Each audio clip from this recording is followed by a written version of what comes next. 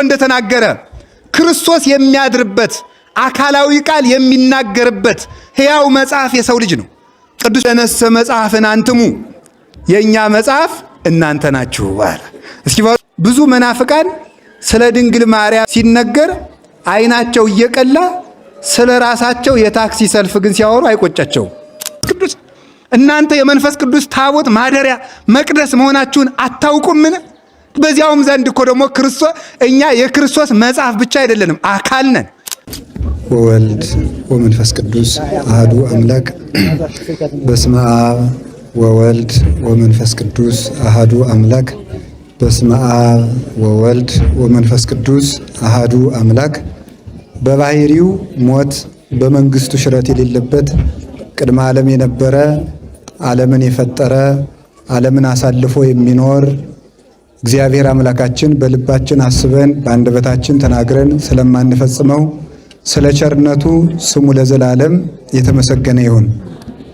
እናታችን እግዚአብሔርን የወለደችልን ሃይማኖታችን የተማርንባት የሕይወት እንጀራችን መሶብ የፀሐይ ጽድቃችን ምስራቅ ቅድስት ድንግል ማርያም ወላዲተ አምላክ ቅዱሳን ነቢያት፣ ሐዋርያት፣ ሰማዕታት፣ ደናግል፣ መነኮሳት፣ ቅዱሳን መላእክት እግዚአብሔር ያከበራቸው ስማቸው የተመሰገነ ይሁን። በረከታቸው ይደርብን።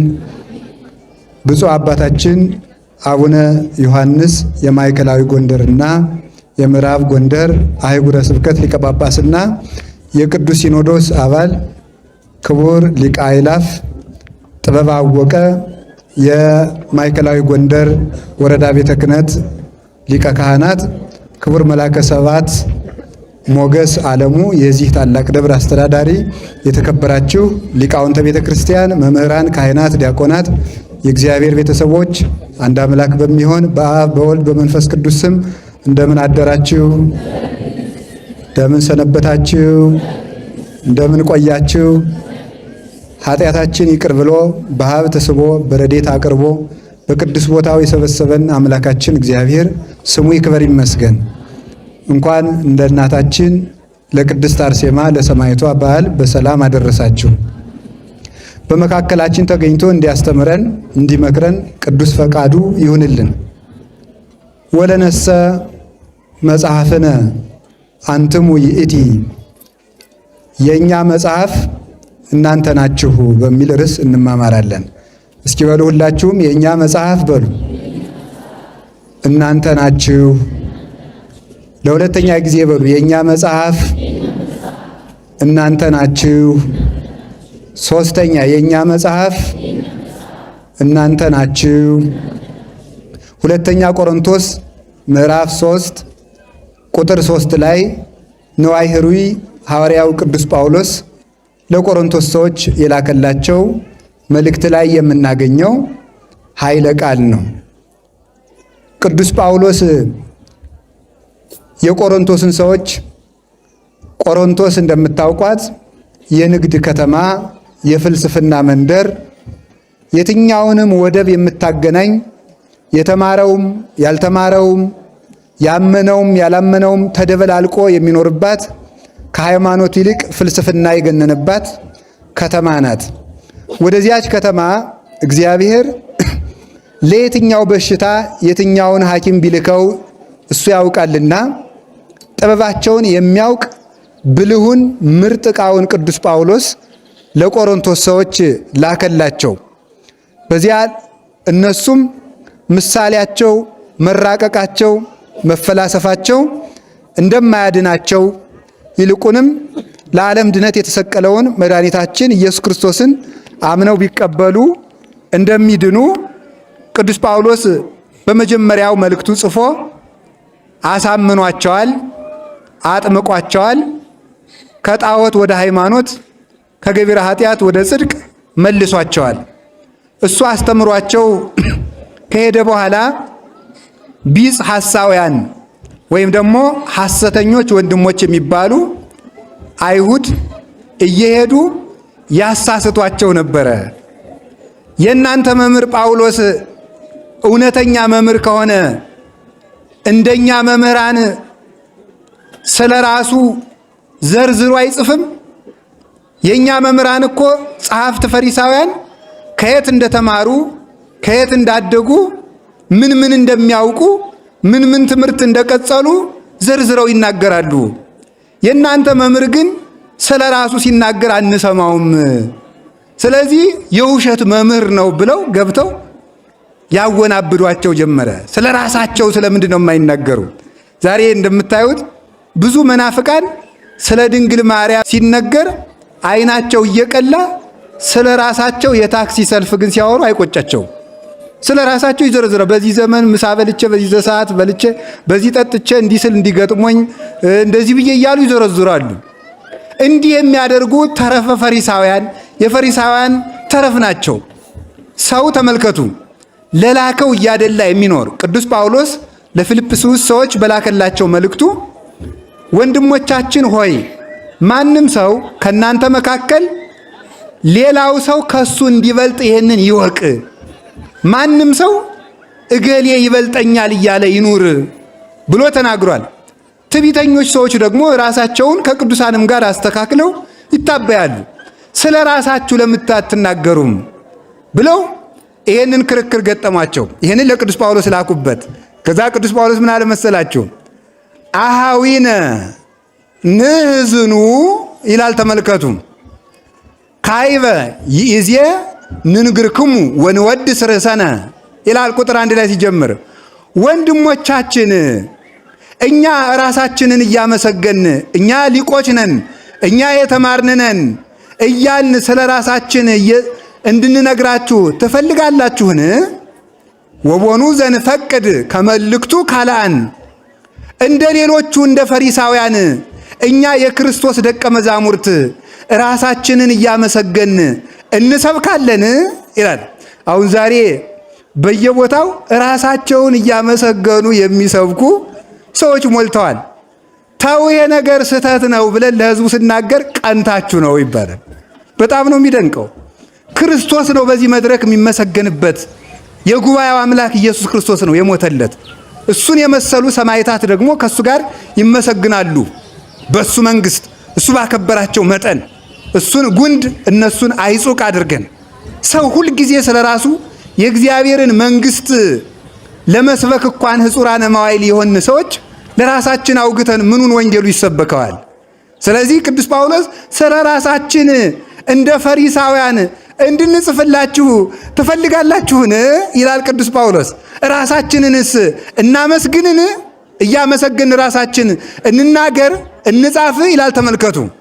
እስከ ንጽሕፍ ኀቤክሙ መጽሐፈ በእንቲአነ ስለ ራሳችንም መጽሐፍ ጽፈን እኛ እንዲህ ያለንን፣ ዘራችን እንዲህ ያለ ነው፣ ትውልዳችን ከዚህ ወገን ነው፣ የተማርነው ይህን ያህል ነው፣ ከነገሌ መጽሐፍት ተምረናል፣ ከነገሌን ተምረናል እያል ስለ ራሳችን ዘርዝረን እንድንጽፍላችሁ ትፈልጋችኋልን? ተመልከቱ። ከዚያ በኋላስ ምን አለ ደግሞ? ወከመ ትጻፉ አንትሙ በእንቲአነ ወይም ደግሞ እናንተ ስለኛ እንድትናገሩ ይገባልን? እናንተ ስለኛ መጽሐፍ ትጽፋላችሁን? ካለ በኋላ መጨረሻ ላይ ምን አለ? ወለነሰ መጽሐፍን አንትሙ የኛ መጽሐፍ እናንተ ናችሁ አለ። እስኪ በሉ የኛ መጽሐፍ በሉ። እነማን ናችሁ አለ? እናንተ ናችሁ። እኛ ስለ ራሳችን መጽሐፍ አንጽፍም።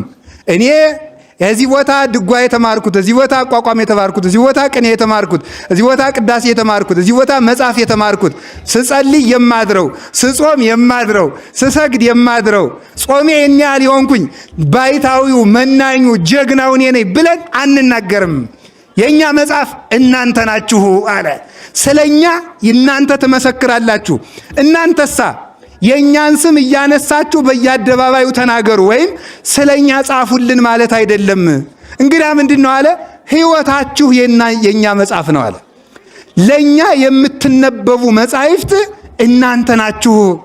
ወጽሕፍት ውስተ ልብነ እናንተ በልባችን ታትማችኋል። የኛ የሕይወታችን ምስክር እናንተ ናችሁ። መጽሐፍማ ይቀደዳል። መጽሐፍማ በውሃ ይበሰብሳል፣ ይደመሰሳል፣ ከሳት ቢጥሉት ይቃጠላል። ለኛ የማትቃጠሉ መጻሕፍት፣ የማትፈርሱ መጻሕፍት፣ የማትለወጡ መጻሕፍት፣ ቀለማችሁ የማይደበዝዝ መጻሕፍት፣ የማታረጁ መጻሕፍት፣ እሳት የማያቃጥላችሁ፣ ሌባ የማይዘርፋችሁ ሕያዋን መጻሕፍት ለኛ እናንተ ናችሁ። ከዛ ተመልከቱ። ወትትአወቅ ወያነብባ ኩሉ ሰብ ይችን የኛም መጽሐፍ አለ እናንተን ማለት ነው። እናንተን ሁሉ ያውቃችኋል፣ ሁሉ ያነባችኋል። ልብ ብላችሁ ስም ማምላክን መጽሐፍን የሚያነበው የተማረ ሰው ብቻ ነው። ጥሩ ስራ የሚሰራን ሰው ሁሉ ግን ያልተማረ ጭምር ያነበዋል። ስለዚህ አለ ወትትአወቅ ለኩሉ። ለምሳሌ ተመልከቱ፣ ሃይማኖተ አበው የሚባል መጽሐፍ አለ። እስኪ ሃይማኖተ አበው መጽሐፍ አንብቦ የሚያውቅ እጃችሁን አውጡ። እሺም አታውቁ፣ አንብባችሁም አታውቁ። ሃይማኖተ አበው የሚባል መጽሐፍ አንብባችሁም አታውቁ። ይሄው ተመልከቱ፣ አያችሁ። እሺ ቅድስት አርሴማን የምታውቋት አውጡ እጃችሁን። ቅድስት አርሴማን የምታውቋት አያችሁ። መጽሐፍን የተማረ ብቻ ነው የሚያውቀው። መጽሐፍን የተማረ ብቻ ነው። ቅድስት አርሴማ ግን ሕያዊት መጽሐፍ ስለሆነች ሁላችሁ አወቃችኋት ማለት ነው። ስለዚህ ተመልከቱ፣ ለእኔ ምስክር ያለ በሕይወት የምትኖሩ የክርስቶስ አካል የሆናችሁ ክርስቲያኖች ናችሁ። ለእኔ ምስክር፣ ለእኔ መጽሐፍ የእናንተ ናችሁ።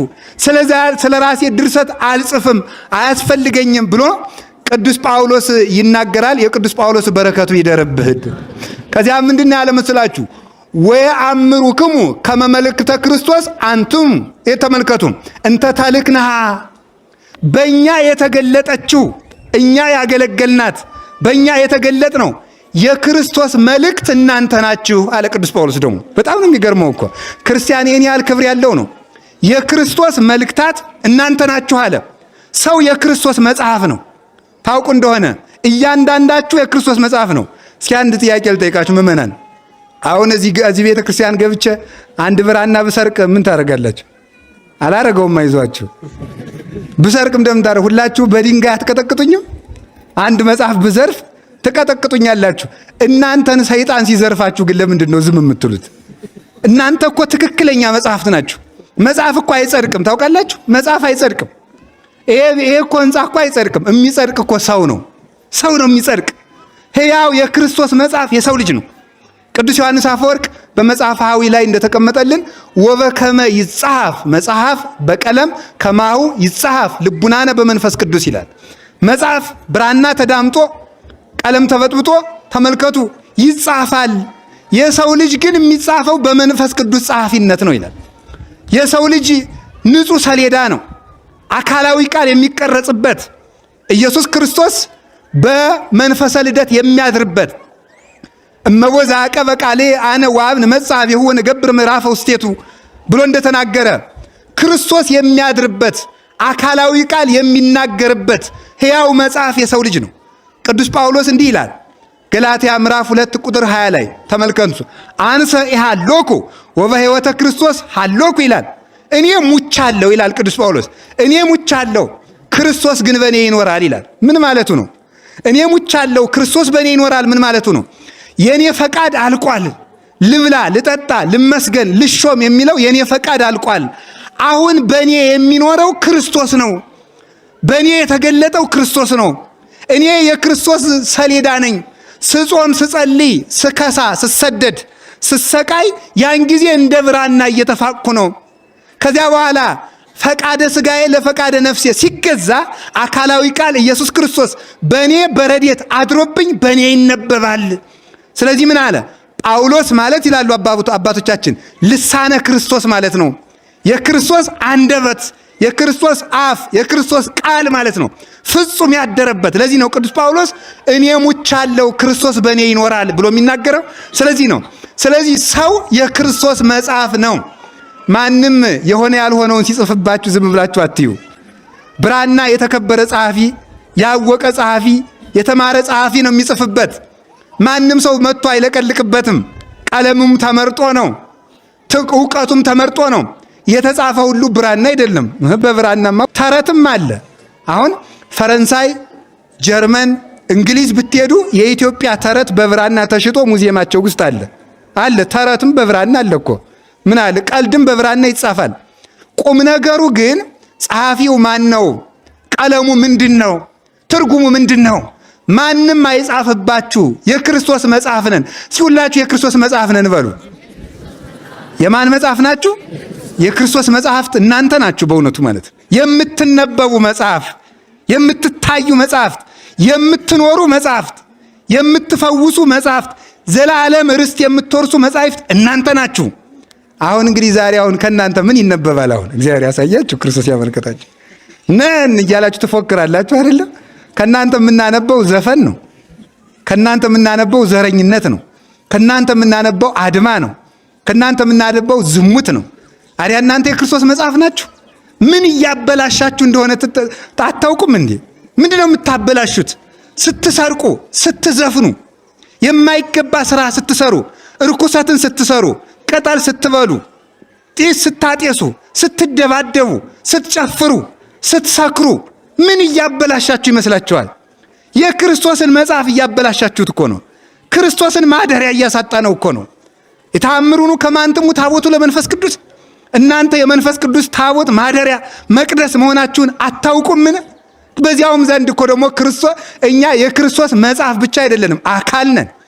እንዲህ አለ ቅዱስ ጳውሎስ ኤፌሶን ምዕራፍ 1 ቁጥር 23 ላይ ሲናገር እንዲህ አለ፣ ወውእቱ ርእሳ ለቤተ ክርስቲያን ወንተ ይእቲ ሥጋሁ። እርሱ የቤተ ክርስቲያን ራስ ነው፣ ቤተ ክርስቲያን ደግሞ አካል ናት። እኛ ደግሞ ሕዋሳቶቹ ነን ይላል። ተመልከቱ፣ ሕዋሳቶቹ ነን። አይኑ፣ እጁ፣ እግሩ የክርስቶስ እጅና እግር ነን እኛ። የክርስቶስን አካል ወስዳችሁ የዘማዊ አካል ታደርጉትን ይላል ቅዱስ ጳውሎስ።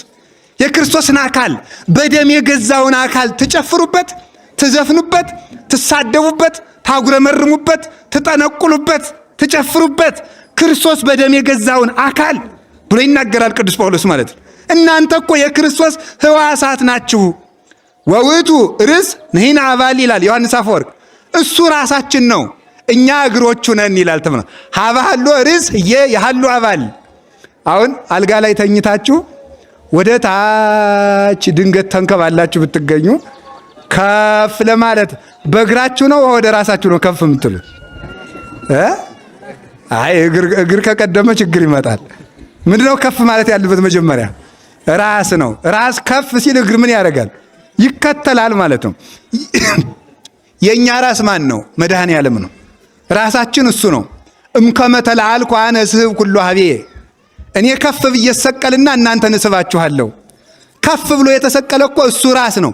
ራስ ከፍ ሲል እግር እንደሚከተለው እሱ ተሰቅሎ ሙቶ ተነስቶ አርጎ እኛን ወደ ክብር ሳበን። እኛ የእሱ ሕዋሳት ነን። እሱን እየተከተልን የምንኖር ነን። እግዚአብሔር ሕዋሳታችንን እንድንቀድስ አምላከ ቅዱሳን ይርዳን። ስለዚህ የኛ አለ ተመልከቱ፣ አንትሙ ወያእምሩክሙ ከመ መልእክተ ክርስቶስ አንትሙ፣ እናንተ የክርስቶስ መልእክተኞች ብቻ አይደለም መልእክቶች ናችሁ። ሰው እናንተን አይቶ ክርስቶስን ያውቀዋል አለ። አይ ክርስትና እኮ እንዴት ያለ አደራ መሰላችሁ! ሰው እናንተን አይቶ ክርስቶስን ያውቀዋል። በሞት ያፈርሰውን እስኪ አንድ ጥያቄ ለህሊናችሁ ጠይቁት። አሁን እናንተን አይቶ ሰው ክርስቶስን ያውቀዋል? እኔን አይቶ? እኛ ስንበላውን ሰው ክርስቶስን የሚያየው ዲያብሎስን ነው። እኛ ስንሳደባውን በእኛ የሚታየው ማን ነው? ዲያብሎስ እኮ ነው የሚታየው። ከየትኛው ክርስቶስ በየት ይታይ? በትዳሩ ይታይ? በምንኩስናው ይታይ? በዲያቆናቱ በቀሳውስቱ ነው ወይስ በሴቶች ነው? እስቲ አሁን ሴቶቹስ ባለባበሷችሁ ባኗኗራችሁ ማንን ነው የምታሳዩት? ክርስቶስን ነው የምታሳዩን? ፈረንጅ ነው የምታሳዩን? ክርስቶስን የሚያሳየን እንፈልጋለን። እሱ የሚታይበት እሱ የሚገለጥበት ትዳሩ ተከብሮ ክርስቶስን የሚያሳየን፣ ምንኩስናውን ጠብቆ ክርስቶስን የሚያሳየን፣ ትሕትና ያለው ዲያቆን ሆኖ ክርስቶስን የሚያሳየን፣ ድንግልናውን ጠብቆ ክርስቶስን የሚያሳየን ምእመን በሰላም ኑሮ ሁከት አልባ ኑሮ ሕይወቱን በሙሉ ጠብቆ ኑሮ ክርስቶስን የሚያሳየን ክርስቲያን እንፈልጋለን። ሁላችንም ለክርስቶስ ምልክት እንድንሆን አምላከ ቅዱሳን ይርዳን። ሰው ባነጋገሩ ክርስቶስን ያሳያል። የእግዚአብሔር ቤተሰቦች እዚህ ተሰብስባችሁ ብላችሁ ስለሄዳችሁ የምትጸድቁ እንዳይመስላችሁ። ማምላክን እኔ ከልቤ ነው አሽማጥጬ አልሰዳችሁም። የምንጸድቀው ራሳችን የክርስቶስ ምልክት በማድረግ ጭምር ነው እንጂ በዓላት ላይ በመሰብሰብ ብቻ አንድንም። የክርስቶስ ምልክት አሁን ክርስቶስ ተመልከቱ። እግዚአብሔር በየት ይደር? በየት አድሮስ ነው አገርን ሰላም የሚያደርግ? ከማን ቤት ይደር? ሁላችን አመፀኞች ሆነናል። እግዚአብሔር ያስተካክለን መድኃኔዓለም ኢየሱስ ክርስቶስ። ስለዚህ እናንተ የክርስቶስ ምልክቶች ናችሁ ብሎ ተናገረ። አኮ ተመልከቱ በማየ ሕመት እናንተ እኮ አለ የተጻፋችሁት እኮ በጥቁር ቀለም በቀይ ቀለም አይደለም ማለት በዚህ አይደለም የተጻፋችሁት በሱ ሳይሆን ዘይንበለ በመንፈስ ቅዱስ ሕያው እናንተ የተጻፋችሁት በሕያው በእግዚአብሔር መንፈስ ነው። በ40 ቀናችሁ በ80 ቀናችሁ የእግዚአብሔር መጽሐፍ ሆናችኋል፣ የእግዚአብሔር የታተማችሁ መጻሕፍት ሆናችኋል ብሎ ይላል ተበርኮ አኮ በጽሌምን እናንተ የተጻፋችሁት እኮ በድንጋይ ተጠርቦ አይደላችሁም። እናንተ የተቀረጻችሁት በልብ ነው። እንዞ አዲያ አንዱ አላዋቂ በአዲስ ኪዳን ታቦት አያስፈልግም ብሏል። እናንተ መጽሐፍ ናችሁ ብሏል። ይሄ የተናገረው ይውላችሁ ሰው የክርስቶስ ፍጹም ማደሪያ መሆኑን ለማመልከት ነው እንጂ ታቦት አያስፈልግም ለማለት አይደለም። ቃሉን በልቡናችን ስለቀረጸው ታቦት አያስፈልግም ይላል። እንዲያ ከሆነ ታዲያ ታቦት በጣም ጥሩ። ይሄ እንኳን ተተኮሰ። አሁን እኔ ልነግራችሁ ነው። እኔ ስለ ያው እግዚአብሔር ይሄ ነገር ቢቀር ጥሩ ነው፣ ግን ይቅር በሉኝ። ከብፁዕ አባታችን ፊት እንደዚህ ያለ ግዝት የሚመስል ቃል በመናገር ይፍቱኝ ብፁዕ አባታችን። ምክንያቱም ተመልከቱ እንደዚህ ያለ ነገር አሁን ምን ያደረገ በቀደም ራሱ መስቀል አደባባይ እየፈነዳ ስንት ሰው ሲያስደነግጥ አይቼዋለሁ በእውነቱ። ስለዚህ አይረባም። ይሄ እውነቱ ይሄ ሰንደቅ ዓላማው ጥሩ ነው። እንደዚህ ያለው ነገር ግን ቢቀር መልካም ነው። እውነቴን ነው። ከዚህ በኋላ በየትኛውም እዚህም በመስቀል መመሪያውን ብፁዕ አባታችን አጠፋው ማስተካከለው በኋላ ይሰጡናል። እኔ ግን የመስቀል አደባባይም የጥምቀትም አስተባባሪዎች ካላችሁ ይሄ ምንም ትርጉም የለውም በእውነቱ ማለት ነው። እዚያ ላይ ደግሞ እየፈነዳ ሰው ማስደንገጥ እውነቴን ነው። በእርግጥ እንቅልፉ ለመጣ ሰው ያነቃል፣ ደህና ነው አይደለም? ስለዚህ ይሄ ነገር ይቅር ነው። ቢቀር አይሻልም? የኛም አይደለም ምን ያደርግልናል? ይሄ በእውነቱ ከቃሉ ጋር ናችሁ። እግዚአብሔር ከሁላችን ጋር ይሁን። ስለዚህ እናንተ ታቦት ስለዚህ እናንተ መጽሐፍ አያስፈልግም ታቦት አያስፈልግም አይደለም። ቃሉን በልባችን ስለጻፈው ታቦት አያስፈልግም ካል ቃሉ በልባችን ስለተጻፈ መጽሐፍ ቅዱስም አያስፈልግም ባልን ነበር። ግን አይደለም። ይሄ የተናገረው በሐዲስ ኪዳን ፍጹም የክርስቶስ ማደሪያዎች ሆናችኋል፣ በመንፈስ ረድኤት አይደለም። እግዚአብሔርን ጥግ ጥጉን አትፈልጉት፣ ከውስጣችሁ ፈልጉት። አሁን ዛሬ ከቅድስት አርሴማ ደብር ስለሆነ እዚህ ላይ አንድ ነገር ማስተላለፍ ስለፈለኩ ነው። በዚያው ሰው ቅድስት አርሴማ ደብር ይመጣና ሱባኤ ገባና በመጀመሪያው ቀን አርሴማ እንድትገለጥለት ይፈልጋል። በሁለተኛው ቀን ኋላ ቀይ ሰው ባየ ቁጥር አርሴማ ተገልጣልኝ። ይሄ ነውር ነው በእውነቱ ማለት ነው። እንዲህ ያለ ትዕቢት በእውነቱ ምን ያደርጋል? እንዲሁ በእውነቱ ማለት በዚያውስ ላይ እውነቴን ነው የምነግራችሁ። በዚያውስ ላይ እኛ ክርስቶስ በልባችን አድሮብን እያለ በህልም ታየን ማለት ምንድን ነው? ይሄ ክርስቶስን በዳሪ እንይ ማለት ከውስጣችን እኮ አለ። ስጋውን ስትበሉት ደሙን እስቲ ክርስቶስን አይቶት የሚያውቅ ይሄ ሰው ክዷል። ክርስቶስን አይታችሁት አታውቁም? ስጋው የማን ነው? ደሙ የማን ነው? እና ስታስቀድሱ ማንን ነው የምታዩት? ክርስቶስን አይታችሁታል እኮ። በህልም የቀይ ሰው አየሁ እያልክ ደስ የሚልህ ለምንድን ነው? ክርስቶስን እያየሁ አይደለም እንዴ? መድኃኔዓለምን እያየሁ እኮ ነው። ስለዚህ እመቤታችን ቅዱሳን እኔ ያዛኘን ከልቤ ነው። እኔ እመቤታችን እንድትገለጥልኝ አልፈልግም። ለምን አይሆንልኝማ? እሷ ፊት መቆም እንዴት አድርጌን? እስቲ ወደ ምስራቅ ይኸው አንድ ጊዜ ወደ ምስራቅ ስታዩ እስቲ ፀሐይቱ ይዋት አይናችሁ እንዳያማችሁ። ፀሐይቱን ትክ ብዬ ማየት ካልቻልኩ፣ ምስራቂቱን ትክ ብዬ ማየት ካልቻልኩ ፀሐይ ጽድቅ ኢየሱስ ክርስቶስ የወጣባትን ድንግል ማርያም እንዴት አድርጌ ነው የማያት? ስለዚህ ተመልከቱ፣ እኛ በመንፈስ አኮ ከመይት ራይ አላ ከመይት ሀለይ ተመልከቱ። ይዝየሰ ክሱተ ኮነ ምስጢረ ለምን አለ ምንድን ያለው?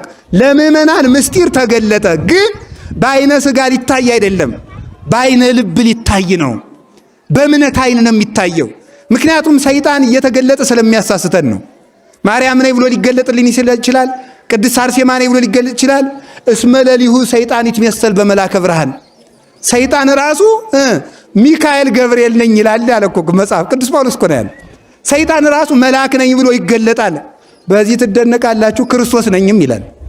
ክርስቶስ ነኝ ብሎ ይገለጣል ገና ሐሳዊ መሲህ። ስለዚህ ህልም ተከታዮች አትሁኑ። ህልም ተከታዮች እንዲያውም አባቶቻችን ይናገራሉ።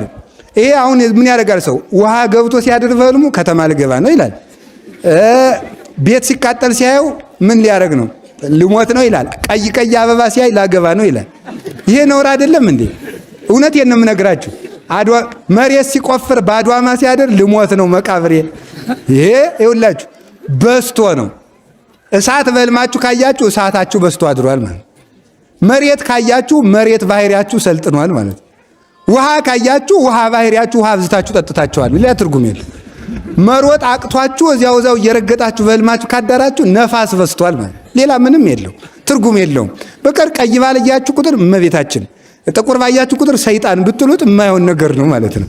ስለዚህ የአይሁድ ቤተሰቦች እግዚአብሔርን በአፋ እንደ ሐሳውያን በራእይ በአፋ በህልም ወይም ደግሞ እንደ ሐሳውያን ብቻ ሳይሆን እንደ ዘመነ ነቢያት በምሳሌ በትንቢት በራእይ ሳይሆን ክርስቶስን የምናየው ምንድነው አለ?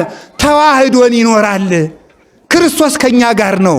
እግዚአብሔር ከኛ ጋር አትሁኑ አዊነ። ተመልከቱ ኢንፈቅድ ትኩኑ አብዳነ በእንተ መንፈስ ቅዱስ አንደኛ ቆሮንቶስ ምዕራፍ 12 ላይ ምእመናን ወንድሞቻችን እህቶቻችን አለ ቅዱስ ጳውሎስ ስለ መንፈስ ቅዱስ ሞኞች አትሁኑ ማለት መንፈስ ቅዱስ በእናንተ አድሮ እያለ ታምር ካላደረገልኝ ብላችሁ ተለይቶኛል አትበሉ አለ። ራእይ ስላላያችሁ ህልም ስላላያችሁ ከቅድስት አርሴማ ከደብሯ መጣችሁ ሱባኤ ገቡ፣ ትክክል ነው። ሱባኤ ገብታችሁ ግን ህልም ስላልተገለጠላችሁ ኢንፈቅድ ትኩኑ አብዳነ መንፈስ ቅዱስ ተለይቶኛል አትበሉ። መንፈስ ቅዱስ በራእይ ብቻ አይደለም የሚገለጠው፣ ሳታውቁት ጥያቄያችሁን መልሶላችሁ ይገኛል። እናንተ ጾሙን ጹሙት፣ እናንተ ጸሎቱን ጸልዩት፣ እናንተ ስግደቱን ስገዱት፣ ሥርዓተ ቤተ ክርስቲያንን ጠብቁ፣ ክርስቶስን በፍጹም ልባችሁ አምልኩ። እንዲያ ከሆነ ክርስቶስ ጥያቄያችሁን ይመልስላችኋል። እናንተ ራሳችሁ መጽሐፍ ናችሁ። ክርስቶስ በእኔ አድረህ አለ።